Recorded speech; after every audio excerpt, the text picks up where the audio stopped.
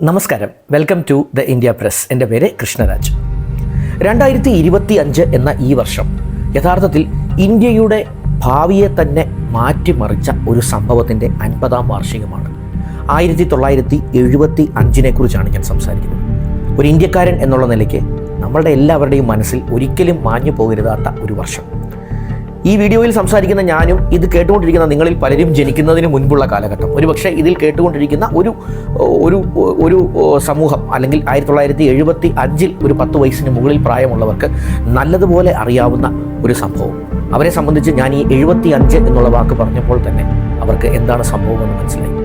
ഇന്ത്യയിലെ state of emergency അല്ലെങ്കിൽ അടിയന്തരാവസ്ഥ പ്രഖ്യാപനം എന്ന് പറഞ്ഞ ഒരു കറുത്ത അധ്യായം 1975 മുതൽ 1977 വരെ നീണ്ടുനിന്ന, ഏതാണ്ട് 21 മാസക്കാലം നീണ്ടുനിന്ന ജനാധിപത്യ ഭാരതത്തിൻ്റെ ഒരു കറുത്ത ഏട് എന്ന് വേണമെങ്കിൽ നമുക്ക് പറയാം അടിയന്തരാവസ്ഥയിൽ.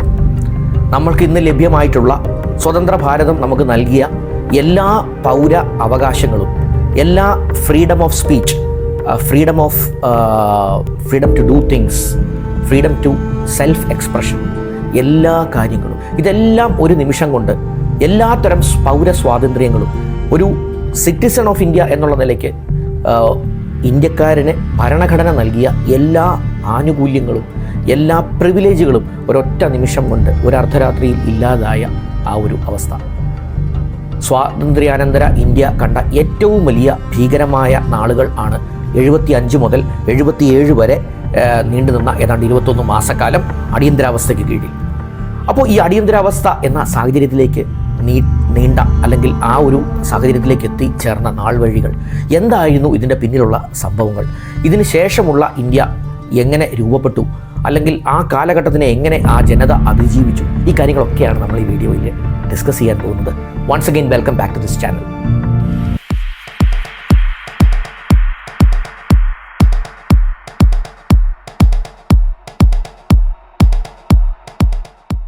ആമുഖത്തിൽ ഞാൻ സൂചിപ്പിച്ചതുപോലെ 1975 പ്രഖ്യാപിക്കപ്പെടുന്ന അടിയന്തരാവസ്ഥ 77 വരെ നീണ്ടു എന്ന് ഞാൻ പറഞ്ഞു. ഇതിന് ഒരു വലിയ നാൾ വഴിയുണ്ട്. ഇതൊരു പൊടുന്നനവേ ഉണ്ടായ ഒരു കാര്യമല്ല. ഇതിന് പിന്നിൽ ഒരു വലിയ ഒരു പ്ലാനിങ് ഉണ്ടായിരുന്നു എന്ന് വേണം നമ്മൾ മനസ്സിലാക്കാൻ. അത് ഒരുപാട് രാഷ്ട്രീയ ചൂതാട്ടത്തിൻ്റെ ഒരു നാൾ വഴി അതിൻ്റെ പിന്നിലുണ്ട്. അധികാരം കയ്യിൽ ആളുന്ന, അല്ലെങ്കിൽ അത് എന്നും കൈവശം ഇരിക്കണം എന്ന് കരുതിയ ചില ജനനേതാക്കളുടെ ഒരു മർക്കട മുഷ്ടി അതിൻ്റെ പിന്നിലുണ്ട്. രാഷ്ട്രീയ സമവാക്യങ്ങളുടെ മാറ്റങ്ങൾ അതിൽ ഉണ്ട്. അതിനു മുമ്പ് ഉണ്ടായിരുന്ന സ്വതന്ത്ര ഭാരതത്തിൽ രൂപപ്പെട്ടു വന്ന രാഷ്ട്രീയ സാഹചര്യങ്ങളുടെ പിന്നീടുള്ള പുതിയ ഏടുകൾ അതിനൊരു കാരണമായിട്ടുണ്ട്.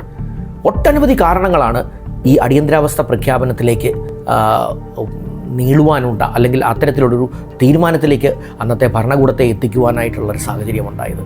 അപ്പോൾ ആ കാര്യങ്ങളൊക്കെ മനസ്സിലാക്കുന്നത്, ചരിത്രത്തിലേക്ക് ഒന്ന് മുങ്ങിത്താഴുന്നത് വളരെ രസകരമായ കാര്യമാണ്. അതിനെക്കുറിച്ച് നമുക്കൊന്ന് മനസ്സിലാക്കി മുന്നോട്ട് പോകാം. ഇത് പറയുമ്പോൾ, നമ്മൾ ഇതിൻ്റെ നാൾ വഴികൾ പറയുമ്പോൾ, സ്വാതന്ത്ര്യാനന്തര ഇന്ത്യ അല്ലെങ്കിൽ 1947 ഓഗസ്റ്റിൽ ഇന്ത്യക്ക് സ്വാതന്ത്ര്യം കിട്ടിയതിന് ശേഷം ഇതെങ്ങനെ ഈ രാജ്യത്തെ മുന്നോട്ട് കൊണ്ടുപോകണം എന്നുള്ളത് വലിയൊരു പ്രതിസന്ധി തന്നെയായിരുന്നു. ഇതുവരെ ബ്രിട്ടീഷുകാരുടെ ഒരു വ്യക്തമായ ഭരണകൂടം നിലവിലുണ്ടായിരുന്നു. ബ്രിട്ടനിൽ നിന്നും നേരിട്ടുള്ള ഒരു ഭരണ സംവിധാനം നമുക്ക് ഉണ്ട്. ഒരു വൈസ്രോയി ഇന്ത്യയിലുണ്ട്. ബ്രിട്ടനിൽ നിന്നുള്ള ഇടപെടലുകൾ വ്യക്തമായി തന്നെയുണ്ട്. ഈസ്റ്റ് ഇന്ത്യ കമ്പനിയിൽ നിന്നും ബ്രിട്ടൻ നേരിട്ട് തന്നെ ഭരണം കൈയാളിയിരുന്ന കുറേ വർഷങ്ങൾ മുന്നോട്ട് പോയിരുന്നു. അപ്പോൾ ഈ വൈസ്രോയുടെ കീഴിൽ നേരിട്ടുള്ള ഒരു ഭരണം നമുക്കിവിടെ ഉണ്ട്. അതിനൊരു ഭരണകൂടമുണ്ട്, വ്യക്തമായ സംവിധാനങ്ങളുണ്ട്. ഇതിൽ നിന്നും ഒരു നിമിഷം ഒരു പുതിയ സർക്കാരിലേക്ക് കാര്യങ്ങൾ അധികാര കൈമാറ്റം നടത്തി അവർ തിരിച്ചു പോവുകയാണ്. അതിൻ്റെ കൂടെ ഇന്ത്യയിൽ വലിയൊരു പ്രതിസന്ധി ഉണ്ടായി. പാർട്ടീഷൻ ഓഫ് ഇന്ത്യ, പാകിസ്ഥാൻ എന്ന പുതിയൊരു രാജ്യം രൂപപ്പെടുന്നു. അവർക്ക് കുറേയധികം പണം അന്നത്തെ സ്വതന്ത്ര ഇന്ത്യയുടെ ഖജനാവിൽ നിന്നും വലിയൊരു തുക പാകിസ്ഥാൻ എന്ന പുതിയ രാഷ്ട്രത്തിന് കൊടുക്കേണ്ടി വരുന്നു. ഗാന്ധിജി എന്ന ഒരു ഋഷിതുല്യനായ വ്യക്തി സ്വാതന്ത്ര്യാനന്തര ഇന്ത്യയിൽ അധികാരത്തിലേക്കൊന്നും അദ്ദേഹം കണ്ണുവെച്ചില്ല. പക്ഷേ അദ്ദേഹത്തിന് ഇന്ത്യ പോലെ തന്നെ പാകിസ്ഥാനും വളരെ സ്നേഹമുള്ള ഒരു ഇരട്ട കുട്ടികൾ ജനിച്ചതുപോലെയാണ് അദ്ദേഹം അതിനെ കണ്ടത്. അതുകൊണ്ട് ഇന്ത്യക്ക് കിട്ടിയ അതേ പ്രിവിലേജസ് തൻ്റെ സഹോദരങ്ങളായ പാകിസ്ഥാനിലുള്ളവർക്കും കിട്ടണമെന്ന് ഗാന്ധിജി ശാഠ്യം പിടിച്ചു. അതുകൊണ്ട് തന്നെ പല തവണയായി പണം വീണ്ടും പാകിസ്ഥാന് ഇന്ത്യൻ ഖജനാവിൽ നിന്ന് എടുത്ത് കൊടുക്കേണ്ടതായിട്ട് വന്നു. അപ്പോൾ ഇങ്ങനെ വലിയ ഒരു പ്രശ്നത്തിലൂടെയാണ് ഇന്ത്യ എന്ന രാഷ്ട്രം 1947 ശേഷം മുന്നോട്ട് പോയിക്കൊണ്ടിരുന്നത്. അങ്ങനെ പോയിക്കൊണ്ടിരുന്ന രാഷ്ട്രത്തിന് കുറേയധികം പ്രശ്നങ്ങൾ അതിനുശേഷം ആഭ്യന്തരമായി നേരിടേണ്ടി വരുന്നു, രാജ്യത്തിനുള്ളിൽ നേരിടേണ്ടി വരുന്നു. രാജ്യത്തിന് പുറത്ത് പുതിയതായി രൂപപ്പെട്ട പാകിസ്ഥാൻ എന്ന രാഷ്ട്രത്തിൽ നിന്ന് അതിൻ്റെ തന്നെ ഈസ്റ്റ് പാകിസ്ഥാൻ എന്നുള്ള രീതിയിൽ ബംഗ്ലാദേശ്, ഇപ്പോഴത്തെ ബംഗ്ലാദേശ് ആദ്യകാലത്ത് ഈസ്റ്റ് പാകിസ്ഥാൻ, കിഴക്കൻ പാകിസ്ഥാൻ എന്നറിയപ്പെടുന്ന അവസ്ഥയിലായിരുന്നു. പാകിസ്ഥാൻ രണ്ടുമായിട്ട് വീതം വെച്ചാണ് കിടന്നിരുന്നത്. അവരിൽ നിന്നും ചൈനയിൽ നിന്നും നമുക്ക് ഭീഷണികളുണ്ട്. അപ്പോൾ ഈ താരതമ്യേന ഒരു ശൈശവ ദശയിലുള്ള രാജ്യം കാര്യങ്ങൾ കൈകാര്യം ചെയ്യാൻ സ്വന്തമായി പറ്റാത്ത ഒരു സാഹചര്യം.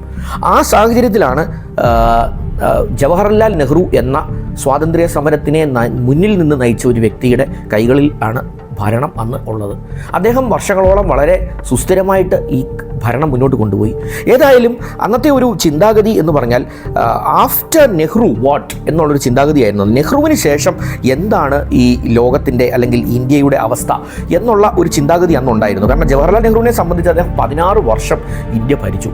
16 വർഷവും ഏതാണ്ട് ഈ ഒരു വർഷത്തിനടുത്ത്, അത് 17 വർഷത്തിനടുത്ത് അദ്ദേഹം ഇന്ത്യ ഭരിച്ചു. 16.5 വർഷത്തിന് മുകളിൽ ഭരിച്ചു. അപ്പോൾ അത്രയും കാലം ജവഹർലാൽ നെഹ്റുവിൻ്റെ ഭരണത്തിൽ നിന്ന ഇന്ത്യ എന്ന് പറഞ്ഞ ഒരു ശൈശവ ദശയിലുള്ള രാജ്യം, ഒരു കുട്ടി രാജ്യം, കുട്ടി എന്ന് പറഞ്ഞാൽ വലിപ്പത്തിൻ്റെ രീതിയിലല്ല പറഞ്ഞത്, അതിൻ്റെ പ്രായത്തിൻ്റെ കാര്യത്തിൽ ഒരു കൊച്ചു കുഞ്ഞായിരുന്നു അന്ന് ഇന്ത്യ. കാരണം ഒരു ആദ്യത്തെ പ്രധാനമന്ത്രിയാണ് 16 കൊല്ലമായി ഭരിച്ചുകൊണ്ടിരിക്കുന്നത്. സുസ്ഥിരമായ ഭരണമെന്ന് വേണമെങ്കിൽ പറയാം. അതേസമയം പാകിസ്ഥാനിൽ ആ സമയങ്ങളിലൊക്കെ വലിയ അരക്ഷിതത്വം ഉണ്ടായിരുന്ന കാലഘട്ടം. ഏതായാലും 16.5 വർഷം നെഹ്റു ഭരിച്ചപ്പോൾ without Nehru India will be blank, void എന്ന് ചിന്തിച്ച ഒരു കാലഘട്ടം. നെഹ്റു ഇല്ലെങ്കിൽ ഇന്ത്യ എന്ത് എന്ന് ചിന്തിച്ച കാലഘട്ടം. അങ്ങനെ ഇരുന്ന ജവഹർലാൽ നെഹ്റുവാണ് അദ്ദേഹം ഒരു മുന്നറിയിപ്പുമില്ലാതെ പെട്ടെന്ന് അദ്ദേഹം രോഗബാധിതനാകുന്നു. അദ്ദേഹത്തിൻ്റെ മരണം സംഭവിക്കുന്നു. അതൊരു വലിയ ശൂന്യതയാണ് ഇന്ത്യയുടെ രാഷ്ട്രീയ മണ്ഡലത്തിലും ഇന്ത്യയുടെ സാമൂഹിക മണ്ഡലത്തിലും ഉണ്ടാക്കിയത്. കാരണം നെഹ്റു എന്ന് പറഞ്ഞ ആൾ മരിക്കുമെന്ന് പ്രതീക്ഷിക്കാൻ അന്ന് അല്ലെങ്കിൽ ചിന്തിക്കാൻ പോലും അന്ന് പലർക്കും സാധിക്കില്ലായിരുന്നു. കാരണം അദ്ദേഹം അത്ര വലിയൊരു ഐക്കണായിരുന്നു. അങ്ങനെ ഒരു മരണം പെട്ടെന്നൊരു വോയിഡ് അവിടെ ഉണ്ടാക്കി. ഇനി ആര് എന്നുള്ള ഒരു തീരുമാനം എടുക്കാൻ കോൺഗ്രസ് അന്ന് നന്നേ ബുദ്ധിമുട്ടി എന്നുള്ളതാണ് സത്യം. ഏതായാലും ഗുൽസാരി ലാൽ നന്ദ എന്ന് പറഞ്ഞ ഒരു വ്യക്തി, അദ്ദേഹം എപ്പോഴും ഒരു ഇടക്കാല പ്രധാനമന്ത്രിയായി അല്ലെങ്കിൽ കാവൽ പ്രധാനമന്ത്രിയായിട്ട് റോൾ എടുത്തിട്ടുള്ള ആളാണ്. അദ്ദേഹം കോൺഗ്രസിൽ വിശ്വസ്തനാണ്.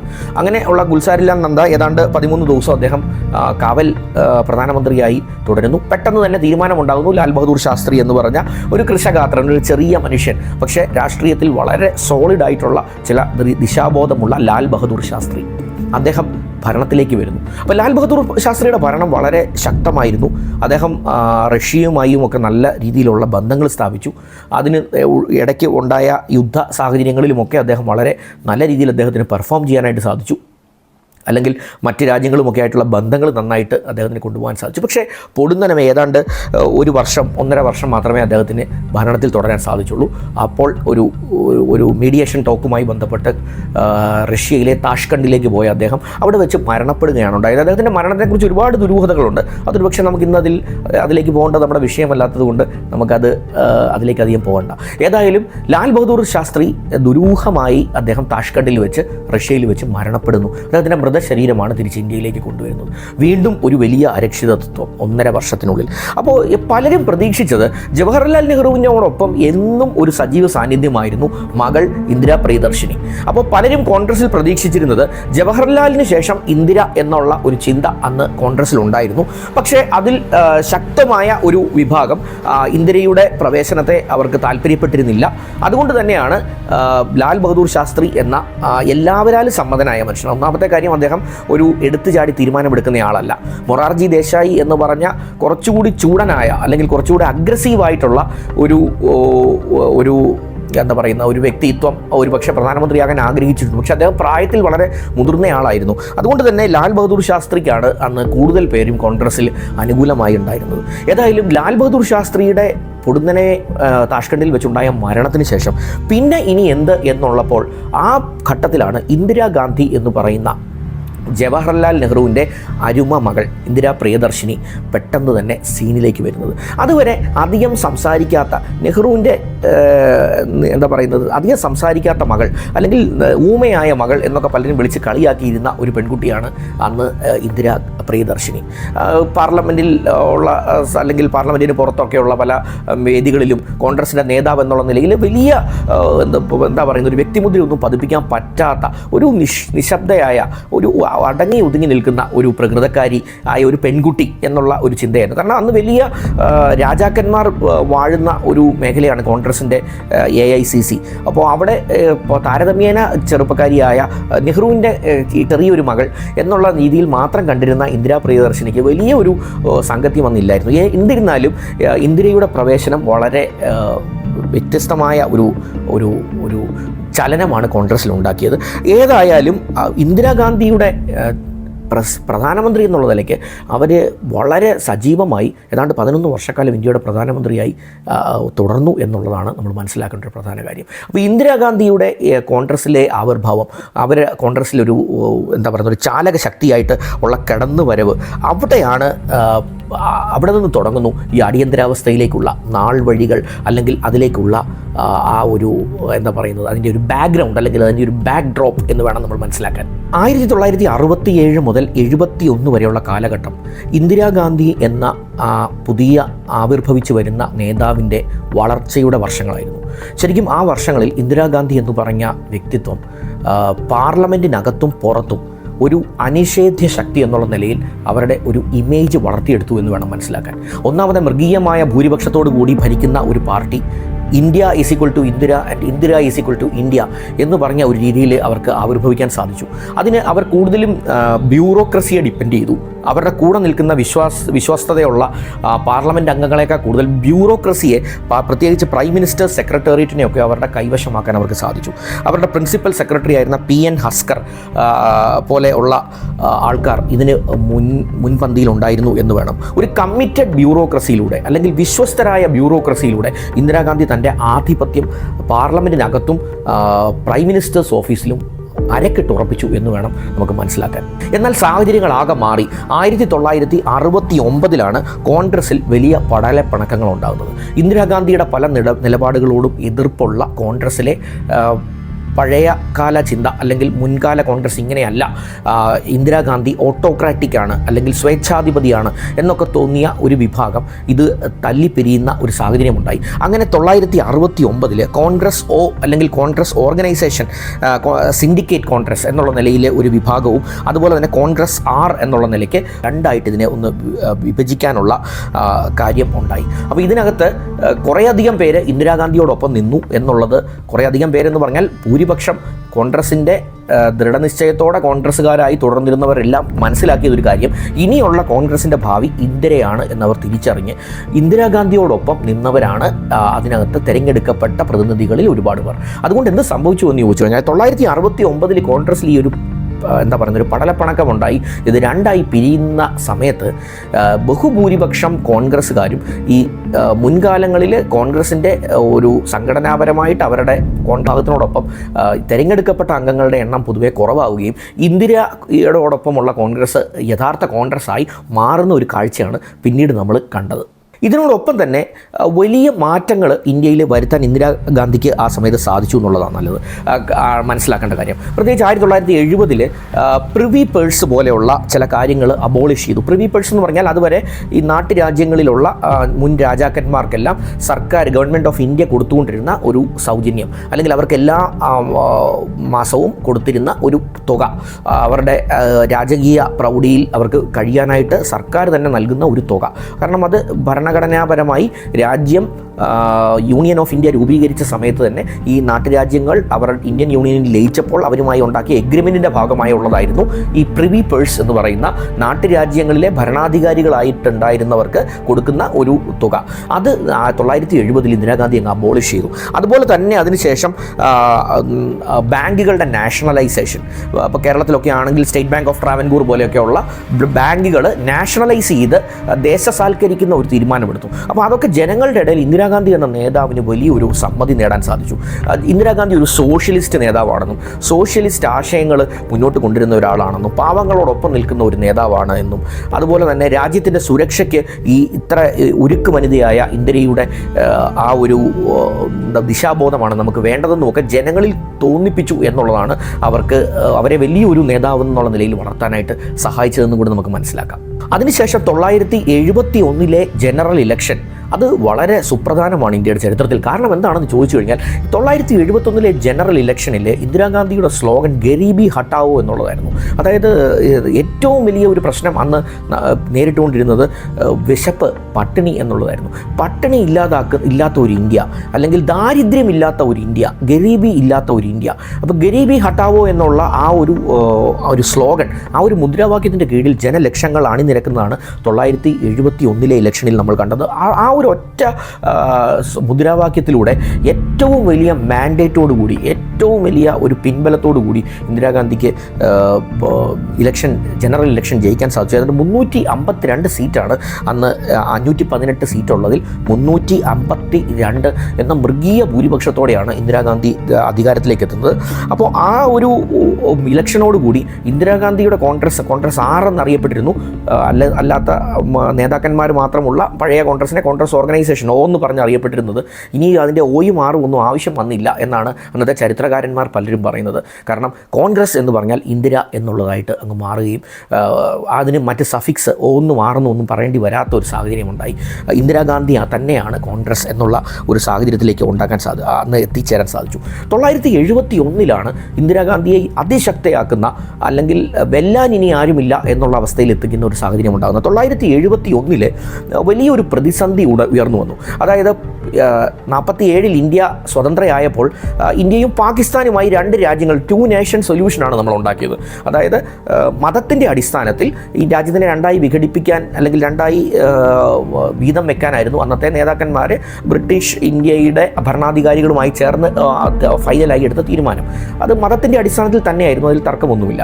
അപ്പോൾ മുസ്ലിം രാഷ്ട്രം എന്നുള്ള രീതിയിൽ പാകിസ്ഥാൻ എന്ന് പറഞ്ഞൊരു രാഷ്ട്രം ആവശ്യപ്പെട്ടപ്പോൾ മുസ്ലിങ്ങൾ തിങ്ങിപ്പാർക്കുന്ന പ്രദേശങ്ങളാണ് അവർക്ക് ആ രാഷ്ട്രത്തിന് വേണ്ടത് സ്വാഭാവികമായിട്ടും. അപ്പോൾ അങ്ങനെ വന്നപ്പോൾ രണ്ടായിട്ടുള്ളൊരു വീതം വെപ്പാണ് ഉണ്ടായത്. അതായത് west Pakistan and east Pakistan. ഇപ്പോൾ നമ്മൾ കാണുന്ന പാകിസ്ഥാനെ അന്ന് വെസ്റ്റ് പാകിസ്ഥാൻ എന്ന് വിളിച്ചു. ഇപ്പോൾ നമ്മൾ കാണുന്ന ബംഗ്ലാദേശ് അന്ന് ഈസ്റ്റ് പാകിസ്ഥാൻ എന്നുള്ള പേരിൽ പാകിസ്ഥാൻ തന്നെയായിരുന്നു. അപ്പോൾ എന്താണ് സംഭവിച്ചതെന്ന് ചോദിച്ചു കഴിഞ്ഞാൽ, ഈ ബംഗ്ലാദേശിൻ്റെ ഇപ്പോൾ ഉള്ള ഭാഗത്ത് ബംഗ്ലാ സംസാരിക്കുന്ന എന്നാൽ ഇസ്ലാം മതവിശ്വാസികളായ ഒരുപാട് പേരുണ്ട്. അപ്പോൾ അതും പാകിസ്ഥാൻ്റെ ഭാഗമാകാൻ തീരുമാനിച്ചു.